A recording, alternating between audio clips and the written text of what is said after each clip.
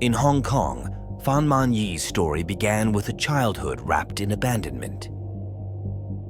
Born in 1976 in Shenzhen, she was left to fend for herself in an orphanage, only to be cast out into the streets at the age of 15. The harsh world led her down a path of survival marked by theft and drug addiction.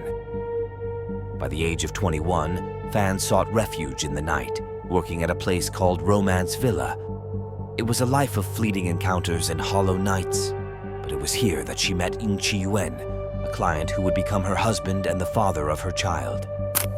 Their union, however, was far from a fairy tale, marred by abuse and the cries of their son echoing through the cramped spaces of their Mongkok apartment.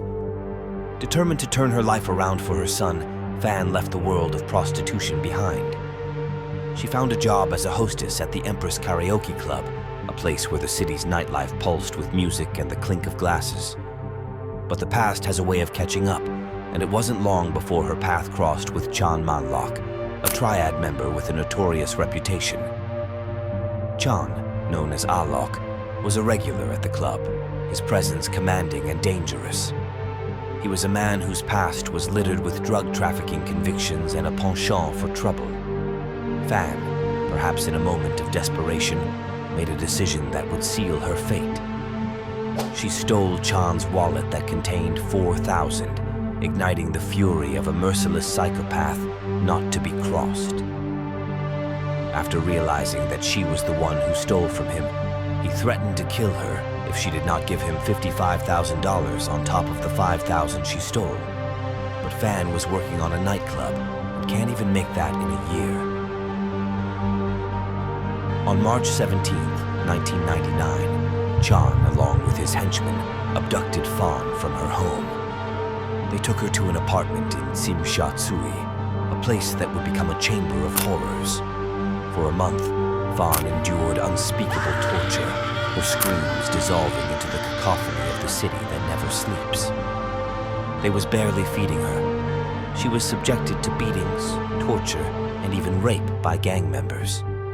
So she cannot resist no more and passed away. When she died in the hands of the gang members, they did not hesitate to cut up her body and cook it so that it would not release a smell when decomposing. Then they placed her dismembered body inside a large Hello Kitty doll and left it in the room. The end, when it came, was as brutal as her days in captivity. Fan Man Yi's life, filled with so much pain and struggle, was snuffed out, her body mutilated, and her head callously stuffed into a Hello Kitty mermaid doll. It was a crime that shook the city, a stark reminder of the darkness that can dwell in the hearts of humans. The discovery of her remains came about in a twist of fate, a young girl haunted by guilt and visions of Fan's tormented spirit, leading the police to the grim scene. The Hello Kitty murder case, as it came to be known, would leave an indelible mark on Hong Kong, a tale of tragedy, cruelty, and a life taken too soon.